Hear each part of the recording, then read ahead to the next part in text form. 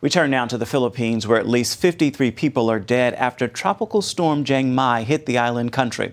The storm made landfall Monday. It triggered deadly flash floods and landslides and packed winds of up to 40 miles an hour.